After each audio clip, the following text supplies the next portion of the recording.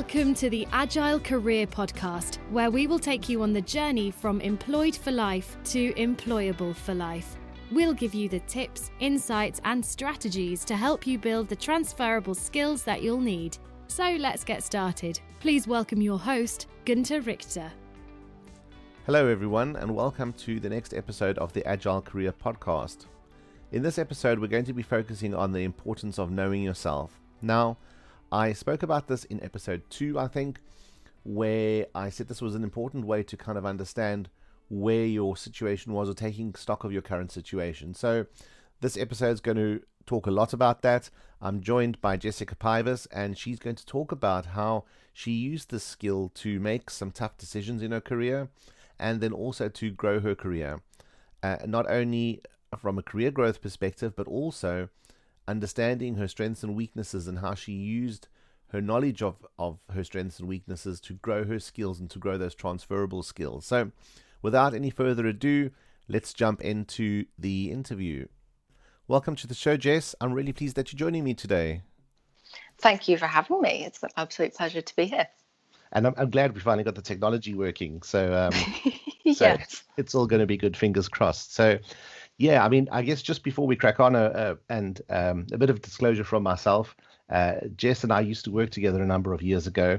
And I think based on that, I thought Jess would be a really good guest on the show to kind of share some of the insight that she's gone through her career. I think back, it's probably been about 5 years ago since we worked together. And I know it was at about that time that Jess made a really tough decision to change jobs. And I think has gone through an extraordinary journey since then in the new part of her career. And those were the bits that I was really keen to tap into today. So I guess without stealing too much of the spotlight or the microphone, I mean, Jess, do you want to introduce yourself and just talk a little bit about your career till now? Sure. So yeah, we first started working together, I guess, 7 or so years ago, when I first joined the company that we both worked for at the time, IM Group, where I was a data consultant for a couple of years. And then, as you say, I made a pretty tough decision, and tough because I loved where I worked. I think back now to my leaving day from that company and standing up and doing my leaving speech, and I think I broke down in tears, which is slightly embarrassing. But I decided to make a career change because I wanted to do some different things. And I moved to Capgemini, which is where I've been for the last 5 years as a business consultant. But under the cover, that means a whole host of different things in terms of the things that I've done and the types of projects that I've been involved with whilst I've been at Capgemini. And that was the main reason for me making that career change at the time, was variety, I guess. So I'd always known that I wanted to go into business consulting, which is quite a strange thing, because it's not something that, unless you have family or friends around you whilst growing up, it's probably not a profession that you hear about very much. But I was surrounded by that a little bit, with family members who had gone down that route. And I also studied business studies, business management at university.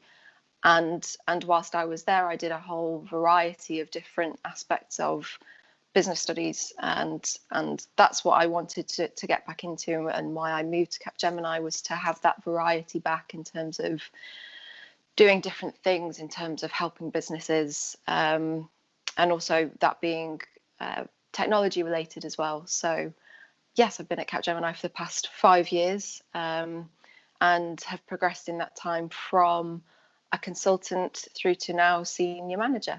So yeah, that's a short history, I guess.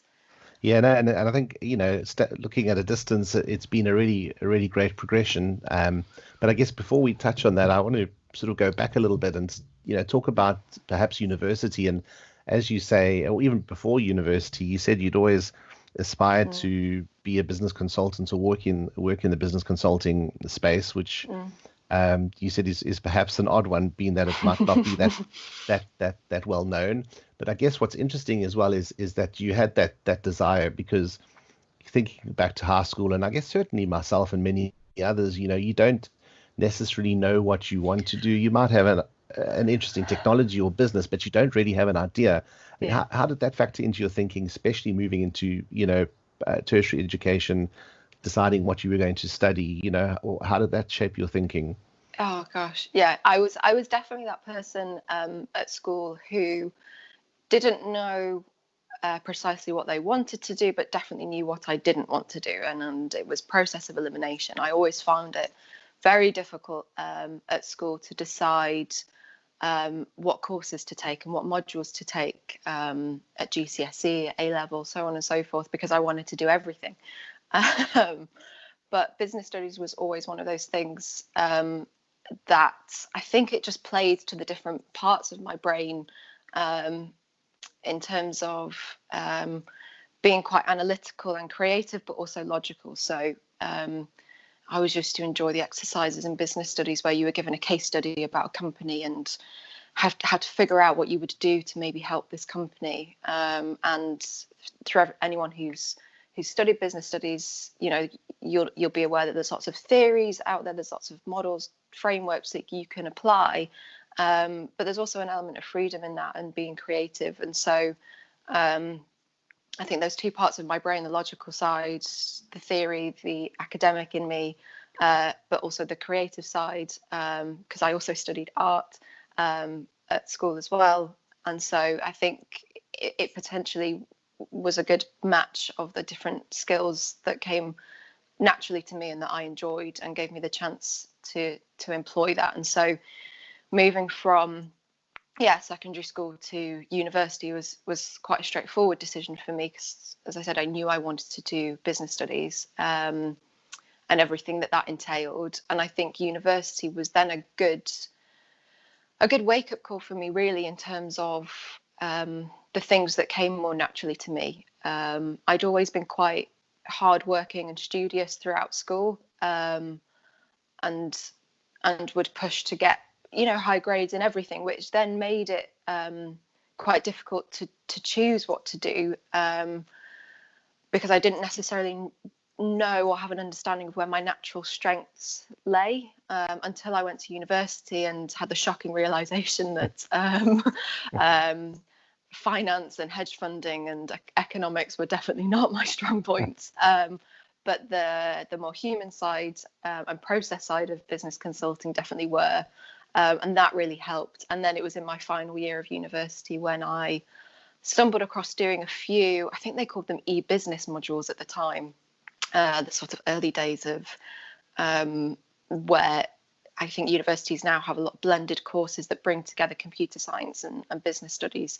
But when I was at university at the time, it was called e-business, and looking into how technologies helped businesses and the value chains and their supply chains. And I really gravitated towards that, and that's what made me stay on an extra year and do a master's, because I wanted to learn a bit more about technology. I didn't do computer science at university, and knowing that was an area I wanted to understand more about, I thought it sort of made sense to do a master's and learn a bit more about computer science. So that was the progression that I went through, and and I've sort of stayed within that world ever since. So it's been, in hindsight, somewhat of a logical progression, but it probably didn't feel like it at the time. Yeah, no, well, that's the thing about hindsight, and it's nice if you can look backwards and say that served you well. So I'm just keen to draw out 2 points there. We'll actually draw 2 points together. You made a point about saying you knew what you didn't want to do, and then a little bit later you talked about learning a lot of models and frameworks in terms of the business studies and kind of drawing those together. I mean, do you think there are any models or those sort of frameworks that you can, or you did in fact apply to yourself? Maybe, not in the business sense, but in terms of eliminating the things you didn't want to do, narrowing down the things that you were interested in. So it might be a bit of a difficult question, but I guess kind of what sprung out to me there was, almost like a mini kind of SWOT analysis, or, for want of a better thing, thinking about, perhaps where your weaknesses were. You said you didn't want to go into finance or investment, but certainly thinking in terms of your strengths around the arts, around business, around people, I guess it was effectively applying a framework to perhaps subconsciously get to a decision. Yes, yeah, and I think at the time it was quite subconscious. Whereas now, having gone through um, various different types of leadership training programs, you get taught certain frameworks that you can use to help you with this. But at the time, whilst I was at school and university, I certainly wasn't doing it consciously. And the decision to try and identify things that played to my strengths and move away from the things that I didn't want to do was quite hard, because I'm a very stubborn person. And if someone tells me I can't do something, it gives me the motivation to want to try to do it even harder. But like I said, at university, I think it was a big telling point for me in terms of, you don't have to push yourself to be 100% at everything. And you just can't at university, particularly in a course like that where the subject matter is so varied. And I always had people around me who also had quite strong creative skills. So my dad and my auntie both came from an artistic background, and would always encourage me, knowing that was a strength that I had shown earlier throughout school. They had always encouraged me to amplify that and use it as much as possible. So I guess I had people around me who were noticing certain strengths and highlighting those for me at the time, whilst I was probably too young to notice it for myself. And I guess myself noticing that certain things were harder to grasp for me at university, and that understanding that I didn't have to be the best at everything, because that's not what was happening. I was finding a route that I wanted to go down. And I think for university, particularly business studies courses, you get to choose what you want to do in your second and third years as modules, and you have such a big choice, and I'm terrible if I have a lot of choice. So I had to find a way to narrow that down, and it made sense to choose the things that were easier and came more naturally to me, rather than try and push myself and convince myself probably that I can do the things that are harder. So I think at the time it was very subconscious. As I said, now having gone through a few different leadership development programs at Capgemini, but also outside of Capgemini, there are frameworks that can help you to identify your strengths, which have definitely helped, having gone through that from a career perspective. But from an academic perspective, it was more subconscious, than anything else. And I guess I think the real takeaway from that is that first bit around realizing that you don't have to push yourself to be, or you don't have, or you can't be 100% of everything. You do have to realize that in the first instance, and then I suppose start thinking about which of the things you're better at and might want to focus on. So I think that's a really good point. I'm glad you brought that up. And thinking back, I guess, to your undergrad studies, and that was predominantly business focused. You said you stayed on to do masters, to also pick up some of the I guess sort of the technology learnings.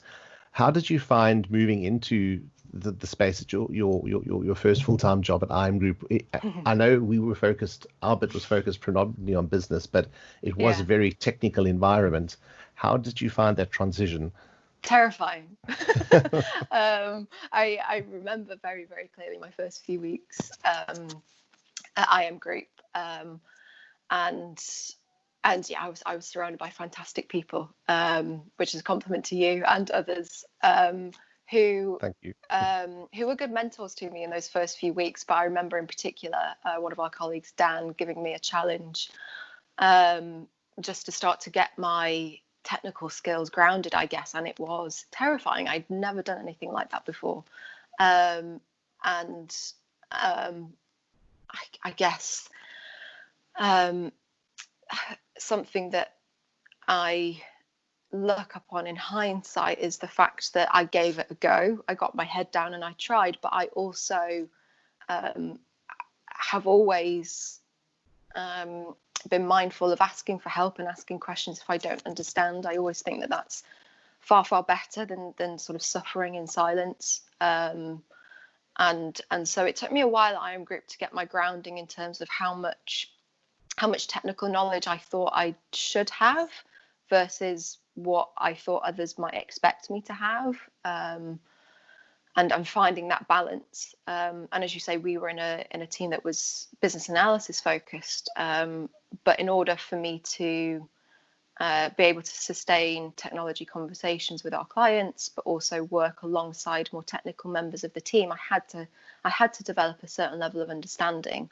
And in those first few weeks and months, as I said, that was a lot of getting my head down, doing research, asking questions as best I could until I found that grounding of a comfortable level, I guess, of what I felt I needed to know to do my role correctly. And it comes back again to that realization that I don't have to be the expert in it, but I have to know enough, and getting to that comfortable level that I thought was enough, and not pushing myself too hard if I didn't have to. So yeah, the transition was difficult, but I think any transition like that is difficult, and until you found that comfortable level, it's always quite daunting. But it's something that, as I've gone through transitions in my career so far, and gone through various promotions, it's always something that I still face now in those first few months after taking on a new role, going into a new position. The first few months for me continue to be always quite daunting. Am I doing it right? Am I doing things at the right level? Am I behaving in the way that people are expecting of me now that I'm in this role? And what do I think I should be doing? Those are still questions that go through my head through any transition. I'd like to say I've got that nailed, but it's still very much work in progress. Yeah, I don't think that changes. I mean, it's through any transition or changing jobs or changing roles, you do always ask yourself those questions. And I guess it's healthy to. If you're not asking yourself those questions, you're probably missing something. And I guess it doesn't help you then in terms of a kind of learning about what strengths you have and what skills you're taking forward into that new role, and understanding where the gaps are. And that's exactly what you did when you said you were terrified, and but you sort of took a step backwards and applied some logical thought, got your head down, you did some research to try and close those gaps, but equally so you weren't afraid, or you knew when to ask for help. I think that's a good thing, not asking for help too early, but applying the relevant level of, I suppose, thought or investment, and then once you're stuck, asking for help, and using those as a set of tools to bridge the gaps. I mean, are there any other approaches you took to sort of close down any gaps that you experienced? Yeah, I think again, it's in hindsight that I'm able to say this, but I guess applying what I knew were my strengths to the situation, which for me at the time was my creative background, and my creative way of thinking. And that's a very, for me, visual way of thinking. I'm a very visual person. And what I was learning and what I was having to learn to do in that first role of my career was quite technical focused. It was quite data focused. And surrounded by people for whom that comes quite naturally, so developers, architects who understand that in a very technical way.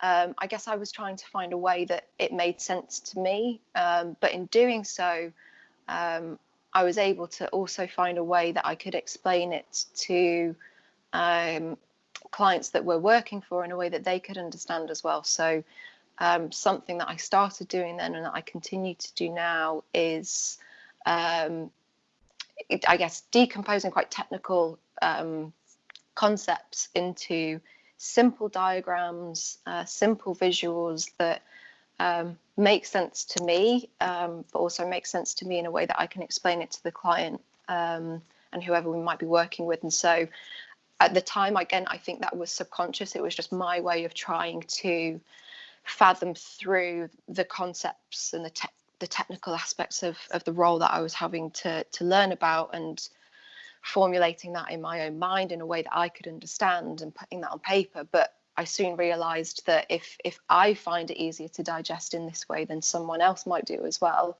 And there were a few projects in particular I remember where I presented that way of thinking to some of the clients we were working with, and it really resonated with them, because also, like me, they're not from a strong technical background but have a need to understand some technical constructs. And so that's something, like I said, that I've carried throughout the whole of my career, and have identified that as being a strength of my own, is being able to marry up the creative side of my mind and the logical side of my mind, and explain things to people in a way that is simpler, but also more visual. As I said, that's a very, very strong point for me, is being able to explain things in a visual way. And a lot of people learn that way. The human brain, we know, will remember things a lot more if concepts are associated to imagery. So that's always something that I try to bring through in my work, even still today. And I mean, that's a fantastic point you make about, I think different kind of modes of learning in terms of the visual aspects. And, we learned about this in terms of understanding data. Some people like to see tabular formats of data. Some people like to see charts and other sorts of visualizations. So I think that's great. But I think the real gem there was the way just to sort of paraphrase what you say is, you understood stuff enough so that you could explain it to others, so you could easily explain it to others. And I think I don't know if it was Einstein who said something similar to that, around saying, if you can't easily explain it to someone else, you don't understand it yourself. So I think that's brilliant. So, okay. So you kind of mastered the technical aspect then. I mean, this is still early on in your career, but I guess after about a year and a bit, there was probably something nagging, and you were obviously thinking about, or I guess I can't say what you were thinking, but what I meant to say was you decided to make this move to a slightly different career, and what were those nagging thoughts, or what was the sort of key driver in making that jump? The main driver was variety, more than anything else.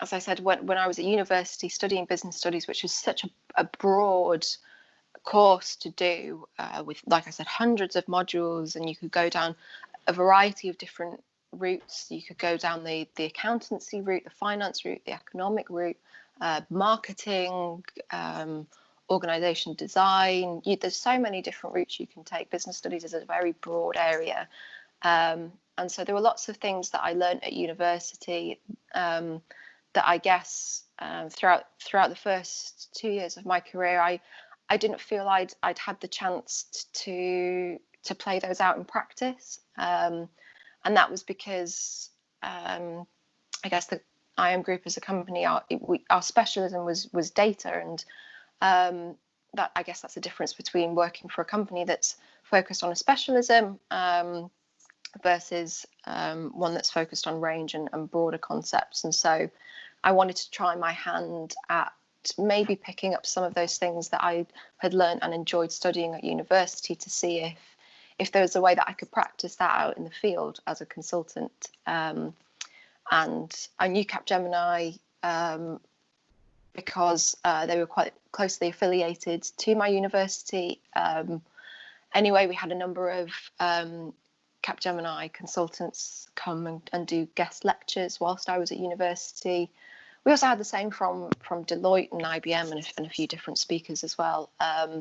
But Capgemini always really resonated with me in terms of the topics that we did have guest lectures for whilst I was at university. Things like supply chain and process consulting and strategy. And so those was a few of the things that I really enjoyed at university, and I wanted to see if I could find a way to dabble in that from a career perspective.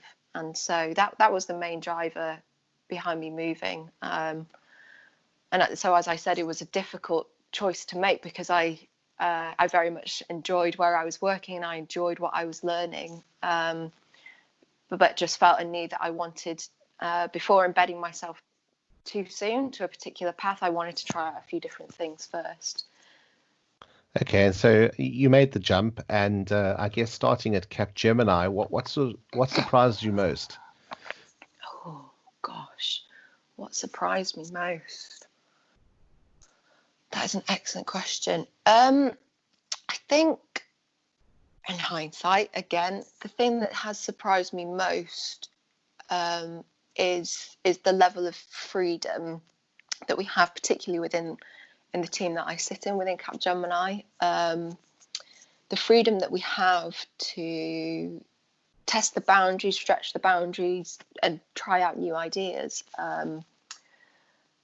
Because I think I'd probably always associated that with technology. When people talk about innovation, we typically think about how new technology and new technological innovations are going to help our customers, the projects that we do with them. And the team that I sit in within Capgemini, we're not technology focused. We are technology agnostic, and what we do is business consulting. And I'd never really associated innovation with business consulting, but we do. We're constantly coming up with new ideas for how we can best analyze our client's situation, really pinpoint the problems that they're facing and the root cause of those, and coming up with new techniques as to how to do that, and new improvement techniques, new techniques for running workshops with clients. I think that facilitation of workshops is a really important skill, and it's one that I think is sort of taken for granted. But it requires a lot of honing, and there's lots of different ways, different techniques you can employ, and that's always changing. And so I think that's probably what has surprised me most, is the freedom that we've had in the team and that I've had to come up with new ideas in the realm of business consulting, and not just innovation in the more traditional sense of technology innovation. And again, I think that plays very well to your strengths around the arts and creativity, in terms of solving those problems in innovative ways. And, looking at that, did you then think, were there any thoughts around, oh, wow, there's a whole lot more I need to learn? Are there sort of any gaps that I need to address immediately in terms of skills? That's a great question. I think one of the initial thoughts that I had, and that I still have to this day, is that there's so much that we could do, and it's a feeling that I've always had, even throughout university, that there's always so much more you can be doing. There's always so much more that you can be reading, researching, studying, and the same applies even now in terms of how many ideas should we come up with, and how many of those ideas should we push forward, and knowing which of those are going to be worthwhile pursuing. And so I think the skills that I've had to learn are probably what I would describe as leadership skills more than anything else, and probably commercial skills as part of that, because I'm definitely one of those people that can get very excited about a new idea, and start running down the tracks with it, before really questioning if this is viable, is it feasible, how do we make it make sense commercially. Obviously Capgemini, we're a company, the things that we do are what make us money, but they have to be useful to our clients, to our customers as well, and so those are definitely skills that I've had to hone and develop along the way, to not rein in my creativity, but to test it, to really see if it's going to make sense, and also married with that is then all of the skills involved in then making it happen. So team leadership skills to motivate the team and the people around you that you're responsible for leading to get on board with a new idea, but also skills involved in talking to our customers about a new idea and making it resonate with them in a way that they can understand and get excited about. So I think, yeah, the main things that I've seen as jumps in terms of learning in my career have all been around those different aspects of leadership. Well, I think that's really interesting, and you summarize it well there in terms of saying, you can come up with loads of ideas and start chasing those down the track, but it's around thinking about execution and making those happen. And I guess 1,000 ideas are worth less than one idea that's been well executed. So Yeah. I think that's a really good takeaway there. So again, then thinking about the career at Capgemini, and I mean, in my opinion, I think you've progressed really quickly, and I think that's demonstration of the really great set of skills you have. You talked about starting off as a business process consultant, senior business process consultant, then into managing consultants, now senior managing consultant role. I guess looking at that, what are the key skills that you think served you well? And I don't necessarily mean the sort of functional aspects of the job, as in understanding business process or different sectors or strategy. It's kind of, what are those, I don't want to say softer skills, but I mean, what do you think are those sort of key skills that are almost a golden thread through your progression that have really helped you on that journey? Excellent question. There are two that I think spring to mind immediately, and one is curiosity, which sounds very, very cliche and very buzzwordy. But I am a very curious person about everything. I'm curious about how we can make things better. Curious about people, and that includes the team around me that I lead, as well as clients and the people that we work for. And I think we talk about it in Capgemini's genuine curiosity. And I think it's another skill that's quite not underrated, but probably doesn't have a light shone on it quite as much as it should do. In that, I think sometimes we can fall into the trap of I want to say just doing the day job. And I guess what I mean by that is that if I'm having a conversation with someone, let's say we've got a meeting scheduled to talk about work, but maybe they've had a difficult morning, a difficult weekend, and that's playing on their mind. I would much rather talk about that than talk about work, because I'm very curious about people and understanding them. Understanding what makes them tick, understanding what's bothering them, because the only way we're going to get the best out of people is if we take the time to understand these things. And as I said, also curious just about the work that we do, if it's right, if it's working, how we can make it better.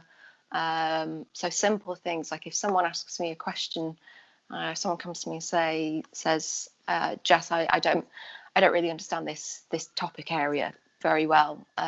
Could you maybe help me understand it? One of the things that will go through my mind in that example is, okay, if this one person is struggling to understand this concept, then maybe other people are as well. So what can we do to maybe address this and make something bigger of the situation? And I think that curiosity about what we do and about people is what has helped me progress. Because something that we have to do as we progress through the career ladder, particularly at Capgemini, is come up with new ideas and be able to shape new ideas. So I think being curious is always something that's helped me, but also bringing people together. I very much love working in a team. I'm not the type of person who can work in an isolated individual way for too long. That sort of drives me a little bit crazy, and I know that's definitely not for everyone. Introverts versus extroverts, and the variety of spectrums in between.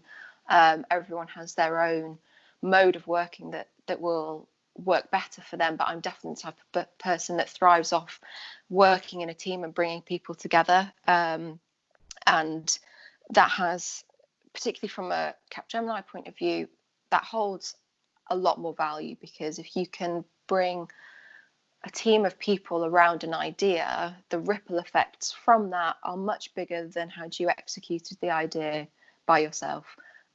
Because it means that rather than one person knowing and understanding this area, this idea, 10 people can understand it, and then the ripple effect from them means that people they come into contact with will understand it as well, and they in turn develop the skills. And so the skills around bringing people together around an idea and everything that entails is, and making it sound very easy, but it's can be challenging to bring people together, to manage people through disharmony. So if there are differences of opinion, but also motivating people, inspiring them, there's lots of different skills involved in bringing people together. But I think that's something that I enjoy doing, and I know is good for the company as well. So those are probably the two that, as you described it, as a thread that I've always come back to throughout every career jump that I've done,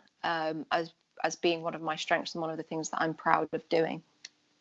You know, I really like those 2 points. I think talking about curiosity and asking the why, I mean, I think that's inherent to the sort of jobs we do. You know, we often asking customers why, and you know, it's not for the sake of why. It's always to understand more and kind of drill down a little more deeply. But I think then, as you say, there's also that genuine curiosity to really understand, you know, how do we make these things better? Why should we be making them better? Understanding the people around you, and I think.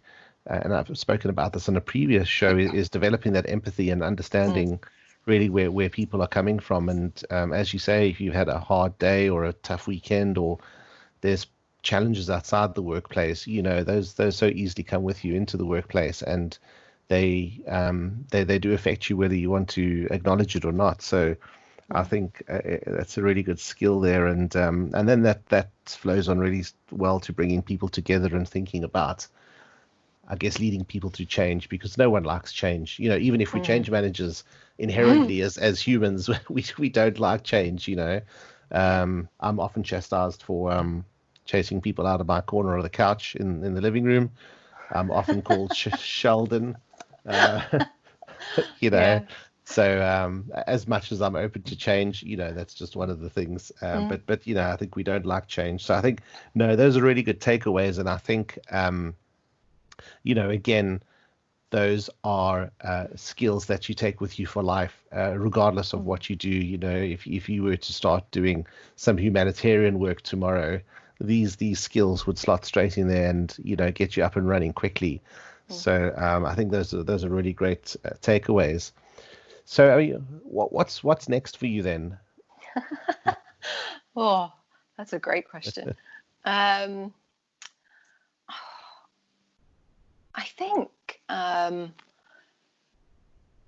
think more of the same. And what I mean by that is I will always want to continue bringing people together around an idea, around a topic. But I guess in the position that I have now, I'm fortunate enough to be able to influence things at a higher level than I have been able to before, and also in doing so be part of I guess some challenging topics for the company about where we go in the future. So shaping what we do as a company, maybe changing that, but also some other things that I'm very heavily involved with, which I'm hope to continue to be more involved with over the next few years, is things about how we operate as a company for our own people. So I'm heavily involved in our active inclusion initiative in the company, which encompasses everything from gender equality to race, social mobility, and a whole other host of areas of inclusion. And that's an area that I'm massively passionate about. And as I said, I'm fortunate enough to be in a position now where I have a level of influence over that, and a platform to voice my opinion on that. And as I said, with everything before, I will apply curiosity to that, to always test the boundaries. You know, are we doing the most of what we could? What could we be doing differently? Is what we're doing still working? And bringing people around that idea, so that we can have more people involved in things like that in the company, and pave the way for it to continue. So I definitely see my career continuing in the same area of business consulting. It's an area that I love, but also getting involved with topics like that, active inclusion, but also where we go as a business and the types of things that we do. Being a senior manager in the company means that I'm in a position to be able to do that, which is daunting on the one hand, but it's exciting as well to know that, like I said, that I have a platform to voice my opinion, and if I do that in the right way, that we can make some exciting changes. So yeah, that's at least for the short term. Longer term, I try not to think too much about from a career perspective, because who knows what could happen in a year or two's time. I will take that when it comes. Yeah, absolutely. And I think I'm glad you brought that last bit up about I guess, you know, the level of influence that you have in the workplace and the sorts of initiatives that you're working on. I think organizations have definitely become, you know, certainly over the last, I don't know, 6-7 years, maybe 10, definitely more focused on becoming more sort of people. Yeah. It sounds odd because it's always been about the people, but I think organizations are a lot more consciously driven now to be a lot more people friendly, if that makes sense. And I think, you know, people with people skills are going to thrive in those environments. And I think it's kind of like a circular thing. You know, the more people that have those sorts of people skills, the better they'll thrive. The better the organizations will becoming more people friendly. So I think that's a really great bit that you brought up there. Yeah, and it's a really exciting prospect to know that companies are wanting to aim to be as inclusive as possible, and change the way of working as a company in order to do that. And as exciting as it is, I know it can also be a little bit daunting for some people. So I think back to something that you said, I think in the very first podcast, the launch for this podcast, around, I guess, the way that workplaces operate today compared to, I guess, back during Taylorism and Henry Ford and the ways of the production line and the factory, in that, you know, if you had to be the type of person that was the square peg that would fit in the square hole. Whereas now I think we're in a position where companies are open to saying, well, hey, what shape are you? And if you can convince me that I need someone that is that shape, be you square peg, circle peg, companies are willing to change the mold and expand the diversity in their companies, because they know the value that it will bring in terms of creativity and collaboration. And so whilst it's really exciting to be part of that, I know it can be daunting, because if you've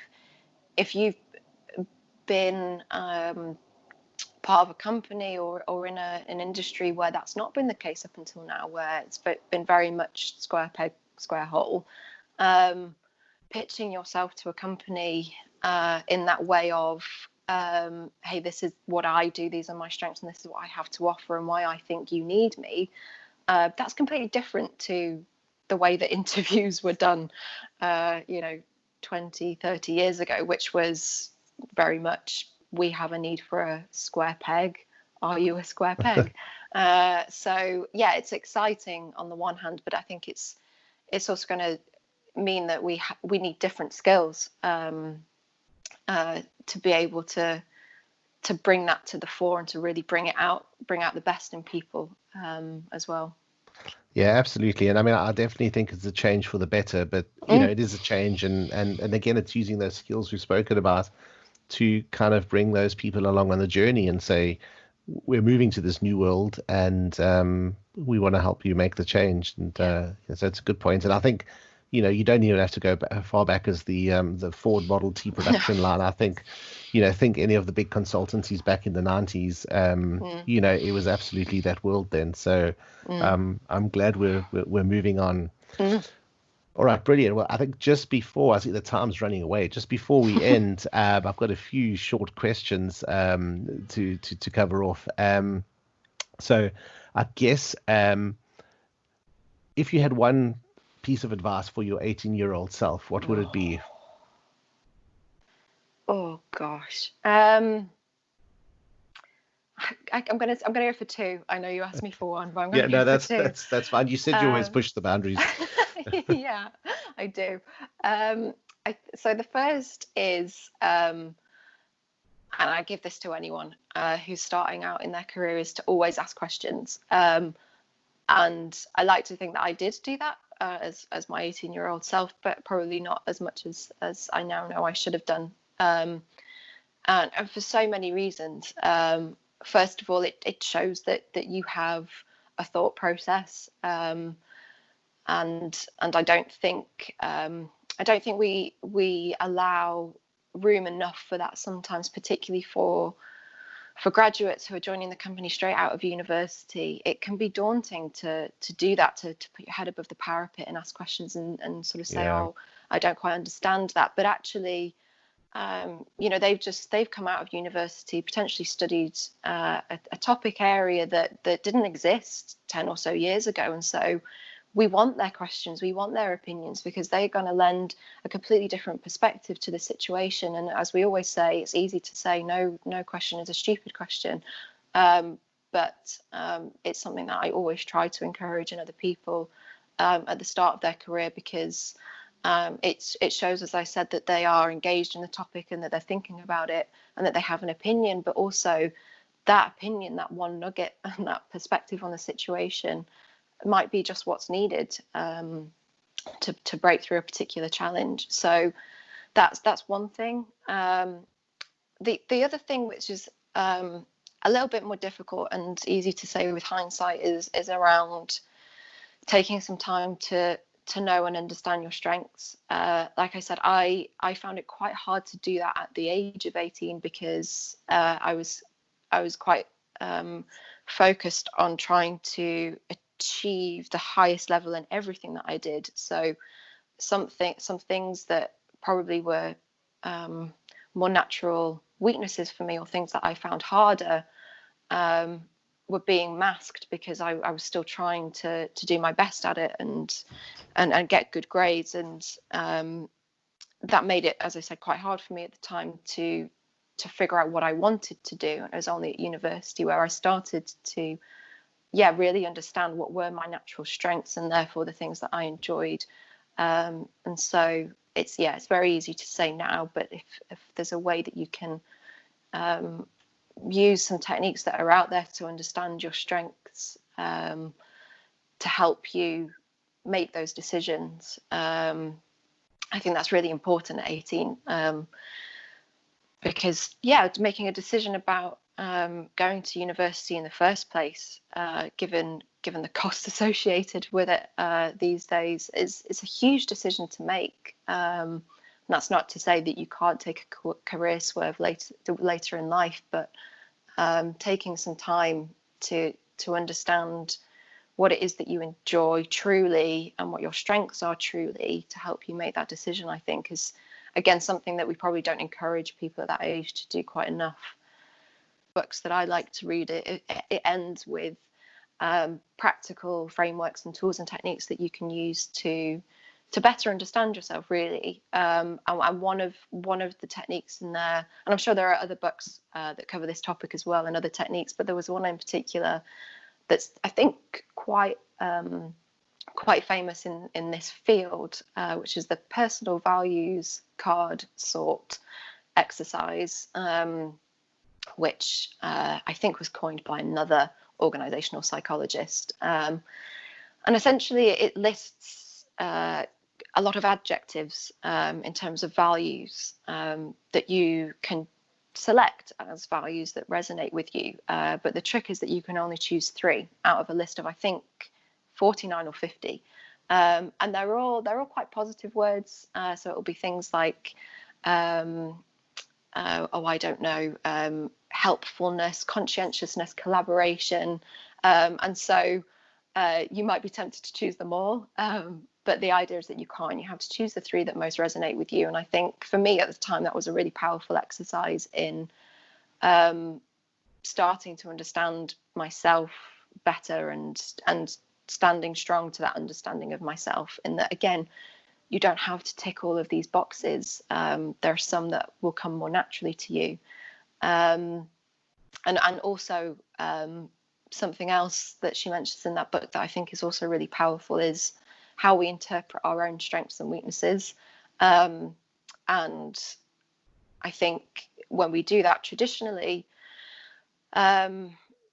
we see weaknesses as having a bad rep, as being something to beat ourselves up about, something that we need to fix, something that we need to solve.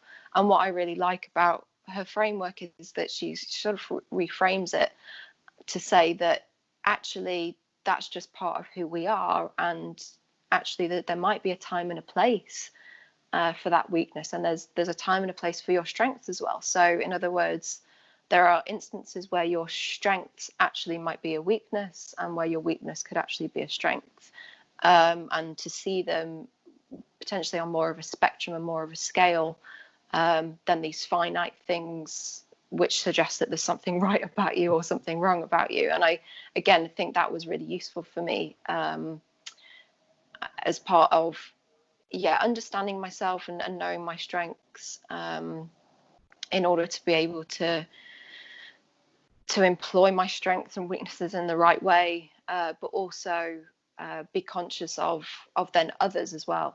I think if you can apply that understanding to yourself, as you said earlier, it then helps you hopefully to better emphasize with other people. So that's one book. There are many others that I could recommend, but in terms of my own progression around my own understanding and self-insight, that would be the top one.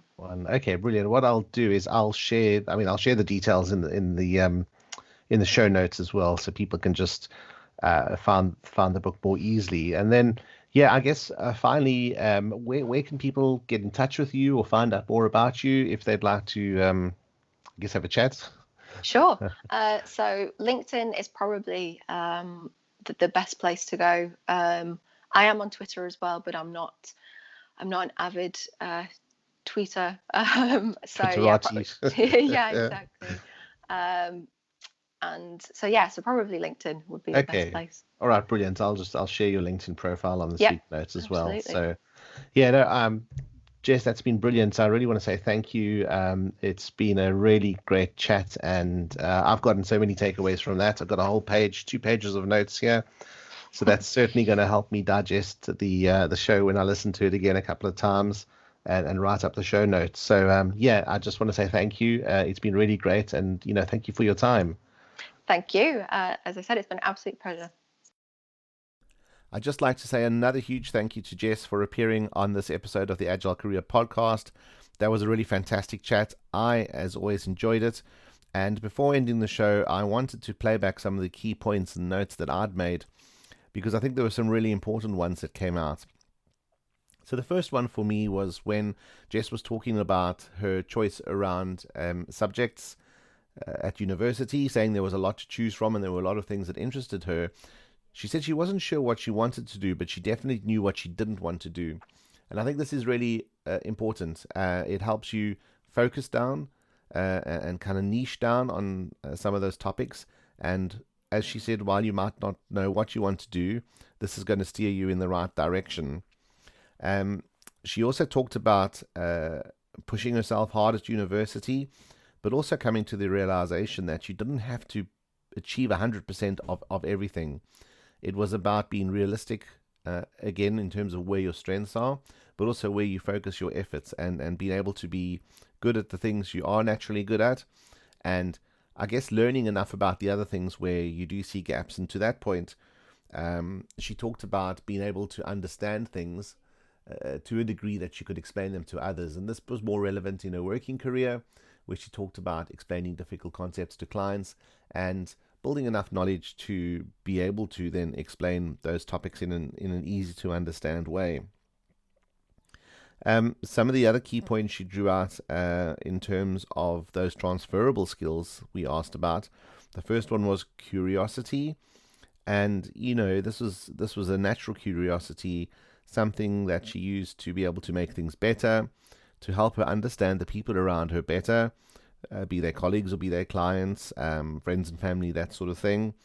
And then that really sort of had a natural segue onto bringing people together and using those skills to get people moving in the same direction, getting people on board with your ideas, and being able to work effectively with people and in teams, and be able to lead teams. And then the other bits she mentioned, which I think were important, was always ask questions. So we're often told there's no such thing as a stupid question, but I think often we're scared to ask questions. We don't want to appear silly or stupid or be exposing gaps in our knowledge, but this is a really important point. Always ask questions. And then the next point that Jess made was knowing and understanding your strengths. And that goes back to one of the points we drew out earlier around knowing yourself and being able to focus on what's important and what you're going to be best able to do. There's going to be some additional show notes, so I'll also include the link to the book that Jess spoke about, as well as reiterating these points. Well, thanks again for listening. It's been another great show, and if you do enjoy this, please subscribe on your favorite platform. It's available on Apple Podcasts, Google Podcasts, Stitcher, Deezer, Spotify. Please leave a comment. Please also do get in touch with me. I'd love some feedback on the show. And I'd also like to hear from you about the sorts of guests you'd like to see interviewed, and also the sorts of topics you'd like to cover. So, well, I hope you've enjoyed this episode. Take care of yourselves, and I will chat to you on the next episode.